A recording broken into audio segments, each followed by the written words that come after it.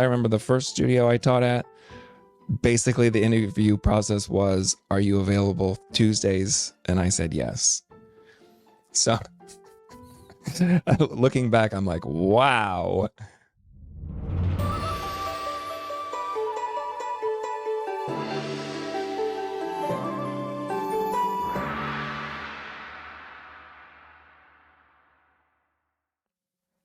Welcome to the Piano Sensei Way.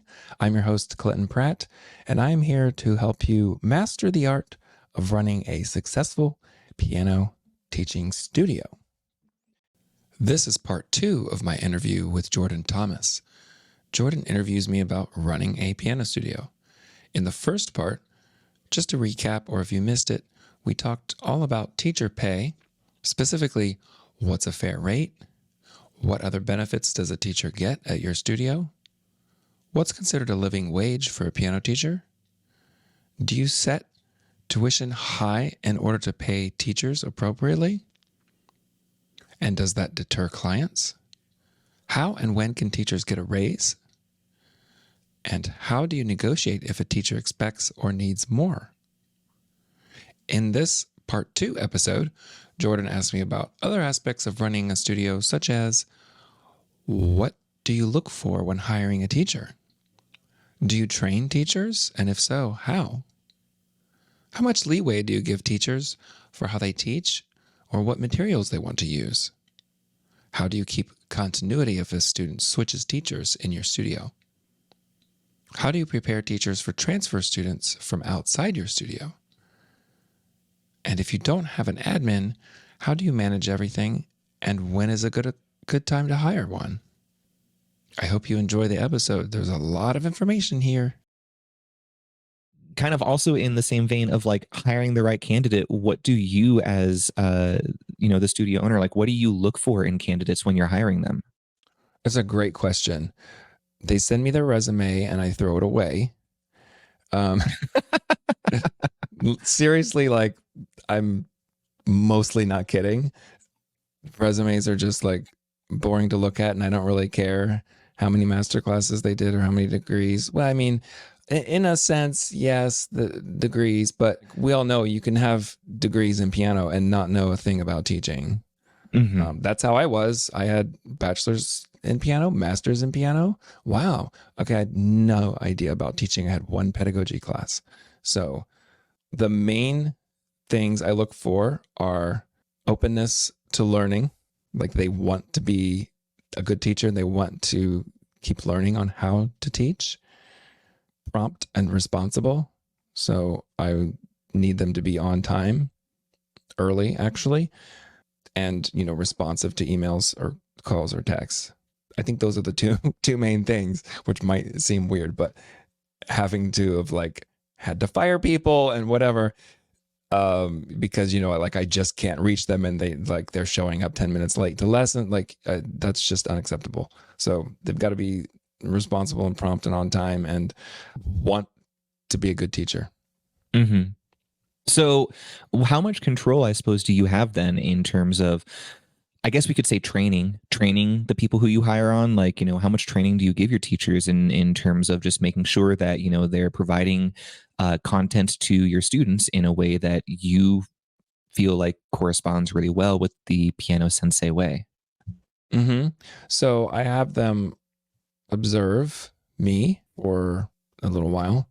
That's flexible depending on several factors.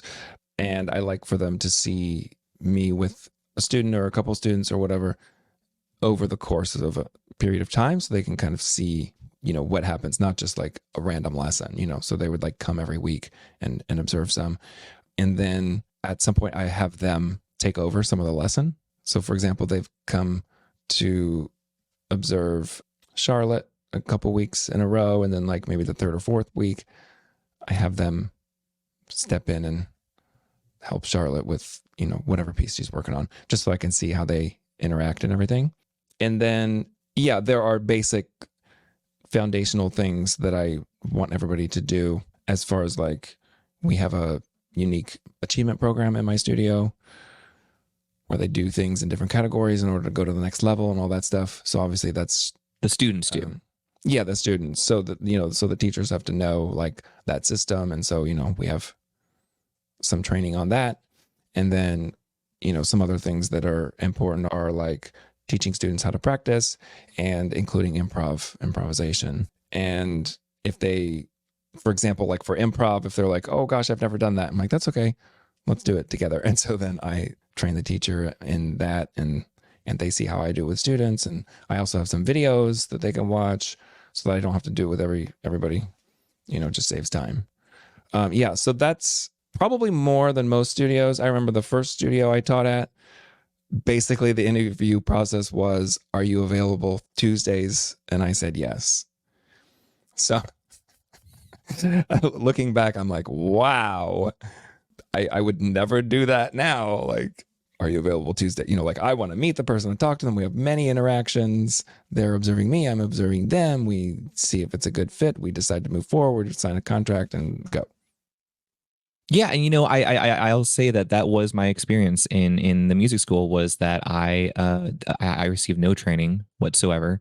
I was just thrown into a classroom, immediately, and there was I honestly I wish I would have had the opportunity to observe someone else teach, just to kind of see sort of what it was that their expectations were, or even to have somebody observe me just to help me improve my own craft. But that not once that ever happened. You know, so that's why it also kind of felt a little bit weird to me when the studio owner came to me and said, "Oh, hey, by the way, I gave you $1.50 raise," and part of me wanted to just be like, "Well, for what? Like, y- have you seen me like interact with any of your students? Because I don't feel like you have. Like, did I really earn this? You know what I mean?" It just kind of raised a lot of questions in terms of like what stock is being put into me as a teacher to improve my craft, to make me more valuable to the school. How do I become a better asset Mm-hmm. to this place that, I'm invested in and I want to become better with? And again, I think that also goes back to what you were saying about encouraging your own teachers to get some professional development. Even that was never really an option. So I think that's a really cool thing, just in terms of making sure that they're doing things in the way that you want to see done. Now, this actually leads me into a question that you kind of already brought up, just about curriculum as well as sort of like a benchmark system. And I think that these are two separate questions. So I'm going to start first with the easier one, I think, which is about sort of this benchmark system in terms of tracking student progress. Now, in my own experience, there was a benchmark system at this school. I don't know, it was like a 50-step ladder or something. You go from Mozart to Beethoven to Protege to, I don't know, right? Really cool, Mm-hmm. creative names. And the only like rule of thumb about it was that a student was required to take a benchmark test every 3 months, no matter what. And I remember asking the owner, well, what is a test? Like what qualifies as a benchmark test? What should I be giving my students? And the owner said, well, it can be whatever you want. It can be a scale, it can be a piece of music that they're working on, it can be a Simon Says game. And I was kind of like any level, like level 1 test can be the same as the level 42 test, and essentially the answer was yes. And more or less what I was coming to understand from how it was being explained to me was that it was required that the student pass, no matter what the situation was. And they had to pass because it had to give the parents of specifically children, it had to give the parent the idea that their child was making progress because they have advanced to the next step in this benchmark system. So I guess I'm curious just to kind of hear how your benchmark system maybe looks a little bit different, because I didn't really feel like that was a valid system in terms of actually tracking student progress. Yeah, that's interesting. And it's definitely way different. Um, Now, I do see the benefit of checking something every now and then, like, oh, okay, let's see if you can do this. Right. But to me, it seems a little disingenuous just to be like, well, I have to think of something that they can do that they can pass to tell the parents. So, like, even if they're not really making progress, it's still going to appear that they are. Right. Yeah, I don't like that at all. Yeah. In my studio, it's called the Benchmark Program. And um, it's similar to karate belts. We have all the same colors, but the symbols are benches, so it's kind of cool. Okay, So we got okay, the right okay. bench. Yeah, so and there's like a white bench and a yellow bench and an orange bench, but it's very specific, and the levels actually mean something. To go from white to yellow, you have to do several things in several categories, but they're all at that level, you know. So, for example, like pentascale in each hand separate and a broken triad, and then 5 memorized pieces of a certain level, certain ear tests and sight reading, all this stuff. And then, yeah, to get to the next level, it's more, right? It's 2 octave scales in certain keys, hand separate, and different inversions of chords, and etc. So it's very sequential and all that, so that by the time you get to black bench first degree, it's legit. You can play, you know, advanced music, and you can do 4 octave scales, 16th notes, 120, and whatever. It's all laid out. And opposite from that other system you were talking about, if they don't pass, they don't pass. So we don't, you know, we don't tell the parents, oh well, they kind of made it to this. No, it's like, no, you're still on the white bench because you haven't done this yet. So yep, that's how that works. See, I don't know that I really expected a different answer from you at all, just because if I understand correctly, you also are an examiner for RCM, aren't you? Mm-hmm. Yes. So I feel like you're very, like, you know, you have kind of a structured idea of like sort of how to, I guess, test students in terms of, do you have X amount of skills to be considered level 3 or whatever it may be. So Mm-hmm. this makes a lot of sense coming from you, I feel. And I like it. I like having that structure. I think a lot of teachers like having some kind of structure. I didn't really enjoy the Mm-hmm. benchmark system I had. But this leads me though into just about curriculum. How much autonomy do you give your teachers in terms of what they teach, how they teach, at what pace they teach? Like, what kind of autonomy do you give just in their own syllabus and how they teach? Because obviously all teachers are going to have a bit of a different teaching style. They're going to have different ideas of what method books they want to use or not use at all. Is there value in having one curriculum that everyone uses? They're pretty autonomous, so I don't dictate what materials they use.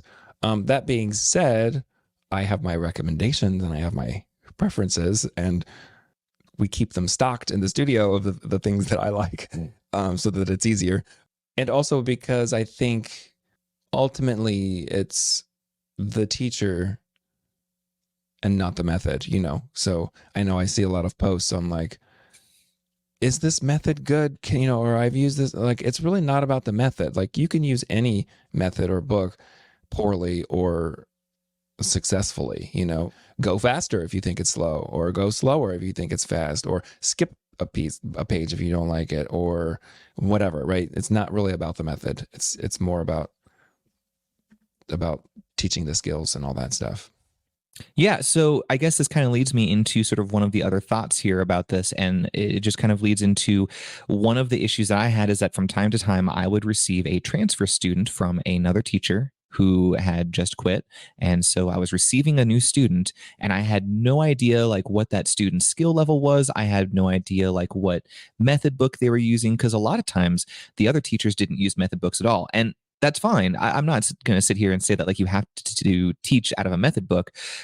But I would ask the student who was coming to me, I'd say, well, how many years have you been playing, and what have you been working on? And that student had no idea how to answer that question, you know, especially if they didn't have a method book. They would kind of just shrug their shoulders and be like, I don't know. And then it was a huge guessing game for a couple of weeks to really lock Yeah. down what do they know and what don't they know, what gaps in their knowledge do they have from a previous teacher who just skipped key signatures, you know, like tons of things like that. And so I guess I'm just kind of curious, like if there's sort of a way that you help kind of facilitate situations like that of, you know, students transferring from one teacher to another and kind of making sort of something a little more uniform to make that transition smoother. Do you offer something like that?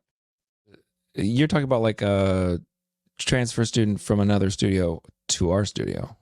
Well, I'm thinking more actually really from just one teacher to another within your own studio, but I suppose that is also another realistic option as well.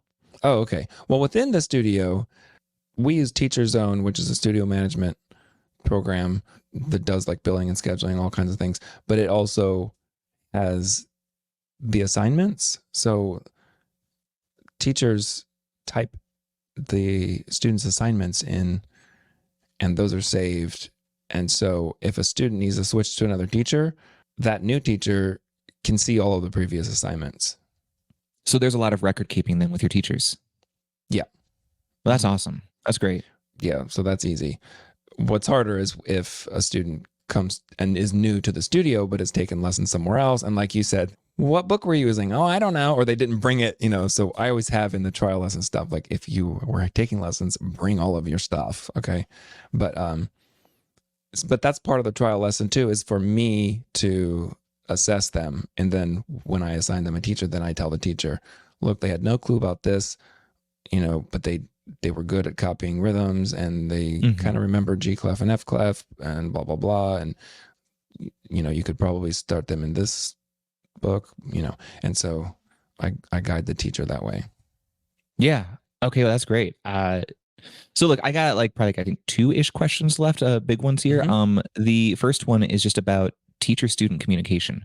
One of, again, I go off of a lot of the issues that I had at the school I taught at, but the school I taught at, right, they didn't allow any communication whatsoever between the staff and parents at home. And so I had a couple of situations, actually many situations, where a parent would drop a student off out front outside the store, and then the student would walk in, come down the hallway, find me, I would teach their lesson, and then they would walk back out to the car and drive away, and I never once saw the parent. And so the only way for me to communicate with that parent would be I would have to send an email to the I guess secretary of the school, who would then proofread my email, make edits as she felt necessary if she didn't like how I worded some things, and then would then send that to the parent. Then the parent would contact back, and it was like this long chain of events where I couldn't really speak openly because I had to essentially be muzzled with how I worded things.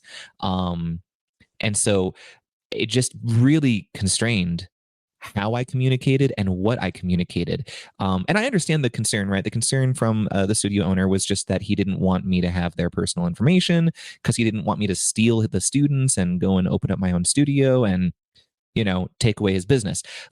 Part of me understands it, but also it was a huge constraint on how to teach. So I guess it's kind of a twofold question.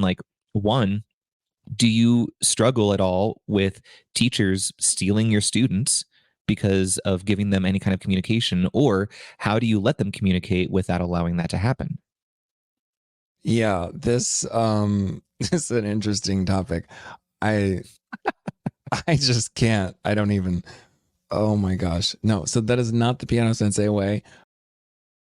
I've never understood that. If anybody listening out there does this, please come on the show and convince me. Because why do you restrict? Oh, you can't have the parents' email. Because I don't get it. Yeah, like you said, is it because you're going to email them and say, hey, let's meet in a dark alley and have piano lessons? I don't get that. And no, I'm not worried that a teacher is going to steal students. It's just not going to happen. One, my studio is awesome. So good luck finding, doing it better. I'm just confident. And if they do, they do. And that's fine. If the teacher wants to leave and not teach, and the student wants to go to that other teacher, then okay, that's fine. I'm just whatever. I'm not going to sue you because you took a client or whatever. It's just no. And then as far as the communication, no, all of my teachers, they have phone numbers and emails of clients they are encouraged to communicate with. And actually Teacher Zone has a chat feature to it so that you can send messages directly in there. The client can send a message and say, hey, we're going to be 10 minutes late today, so they tell the teacher. I don't want them telling me and then I have to relay the message, Yeah, and that's another thing. Since we aren't a huge school, I don't have a secretary or administrator or whatever, I imagine they could be helpful in certain things, but not to be a middleman for all communication. That just seems inefficient. So, and especially if it's related to a lesson, the teacher wants to tell the student something oh, hey, I forgot to tell you this, or hey, just checking in, how is this going? That doesn't need to come to me and then I send it to them. So I've never understood that. I mean, on that subject, like I will say that, like, and maybe this is just maybe he made the right decision at the time in the context of what it was, but there was a situation once where I had a student who wasn't practicing, and it comes back to the question of how much practice is a reasonable amount to expect your students to make. And I had tried sending a parent who I had never met before just an email about, like, her son's practice and whether or not he could find more time to practice. And the studio owner who intercepted the email through our natural system, came and spoke to me privately and said, "Hey, you cannot ask a parent to have their child practice. You cannot ask them to practice because that will discourage them and runs the risk of them quitting because your expectations are too high." Now, I want to clarify here. I wasn't asking them like they need to practice every single day. I was simply just sending an email saying like, "Hey, like, is there any way that we could encourage practice at home, Yeah. even if it's just one day?" And I kind of felt a little bit like, well, this is kind of wild to me. Like, I can't even ask for like one day of practice. I can't like talk about practice. Like, it felt very much like, again, I was being muzzled on just like how to help the student grow. And I couldn't have that conversation at all at the risk of them quitting because expectations were too high. Yeah, that's definitely interesting to say the least. Do you want to connect with other teachers in person? Do you want to learn new teaching strategies and explore outside the box approaches? Join us at the Creative Teaching Conference, a radical retreat to recharge and reinvigorate your teaching. This unique conference was started by me and my two friends and colleagues, Christopher Oil and Tony Parlapiano, back in the summer of 2022. All three of us had so many ideas we wanted to share, but instead of trying to get selected for an MTNA or NCKP conference, we created our own event. We each present a few workshops, but we also have guest presenters as well. Topics include improvisation, composition, student-led learning. You'll experience inspiring workshops on creative teaching strategies and creative performance ideas. Learn about different ways to structure lessons, such as online groups, memberships, and subscription models. We eat meals together and plan social time so you can connect with teachers from all over the country, forming new musical friendships that will last a lifetime. Mark your calendars for July 7 to 9, 2024 in Cincinnati, Ohio. Check out creativeteachingconference.com for more info. Actually, I have sort of a quick unexpected question just because you brought it up, just in terms of like, do you hire on somebody, a secretary of sorts, or whatever you may want to call that person? Because I guess I'm just curious, like, if you don't have one hired, then does that mean that you have to always be at the studio every single day that you have teachers there in order to answer phone calls of incoming students or to be present in case somebody walks in? Or does it not allow for you just to have some like time off ever, like as the owner? Right, that's a good question. So right now I'm physically at the studio 4 days a week. So Tuesday, Wednesday, Thursday, Friday. Mondays I'm not there. There are 3 teachers there. We have 3 studio rooms, so all the rooms are full. It runs without me. Saturday I've got a teacher there teaching. I'm not there. It runs without me. We don't have a physical phone. Phone calls go to my cell phone. So even if you're home, if you were at home on a day off, like you'll still take that phone call and open up a computer and put in their information or whatever. Yes. And we don't really get walk-ins, but if we do, my teachers who are there know what to do. They just say, "Sorry, we're an appointment business. Here you go. You can schedule a free trial lesson." So then they just book that. Yeah. So that's the situation right now. Cause like I said, we're not that huge. So I'm the administrator and the secretary and the janitor. Yeah. But yeah, I imagine if and when we grow, like hiring somebody to do some of the tasks, that I don't need to. Yeah. Okay, great. Well, so look here, this kind of leads me into sort of my last question, because this has been super informative for me just to like better understand like how a business model could work better. And actually like, not have maybe a rotating door of teachers going through it. But for somebody like me in my situation though, where I'm looking to expand and scale up to being something larger than just a private studio. Uh, I guess this might be a twofold question, but one, how does any teacher listening right now who may be in a similar situation where they're turning away business because they just can't keep up and they want to expand, how do they know, one, that that's a right fit for them to move into becoming a larger school where they hire on someone else to teach for them? And if they are the right fit for that, what are their first steps into making that a reality? Is it finding a commercial space? Is it looking to hire on teachers? Is it going ahead and giving the green light to some students who are on a wait list, that they're going to start before you even have all of that set up? Like what, how does someone make the jump? Yeah, it's a good question. For me, it was gradual, and I liked that. And I'm grateful for the gradual process. In other words, like it was just me and my my one studio room that I had.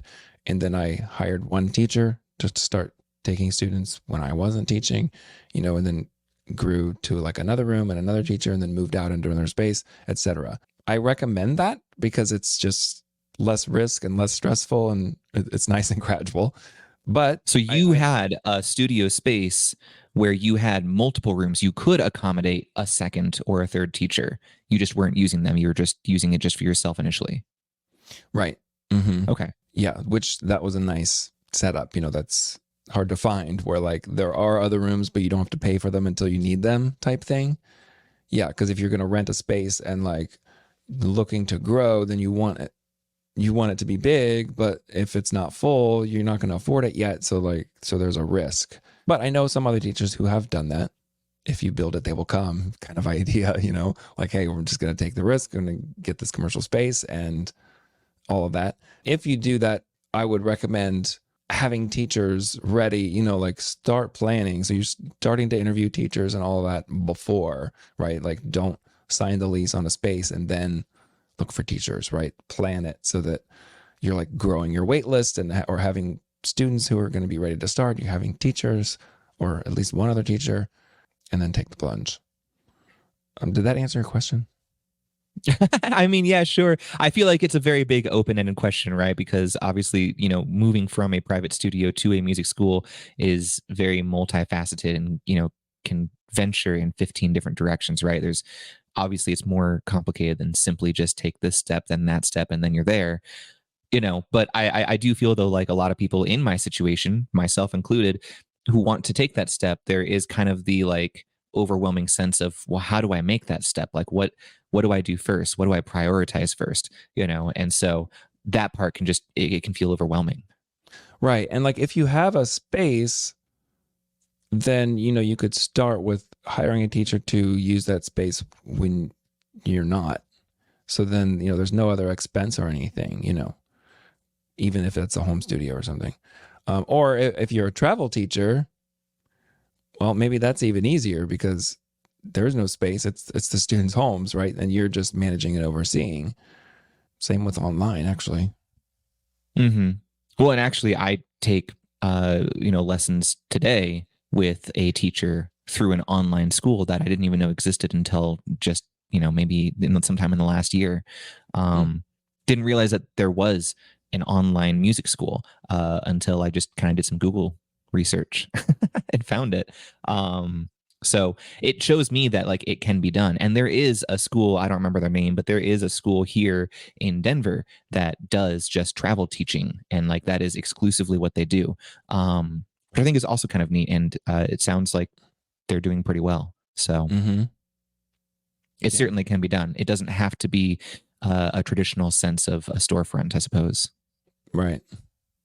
Well, I mean, hey, those are all really all of my big questions. We kind of hit just about everything. I'm sure that I had some other questions. I just forgot to write them down. But I hope anyway that some of my questions were at least many questions that other teachers like me may have been thinking about or wondering, who have kind of been sort of in this headspace a little bit, either having experience being in working at a school like I did, or are currently in a situation where they're looking to scale up. Yeah. Thanks, Jordan. I think this was really good. to do it this way. I liked being interviewed instead of like me doing the interviewing. So that was fun. And yeah, I think a lot of that is helpful.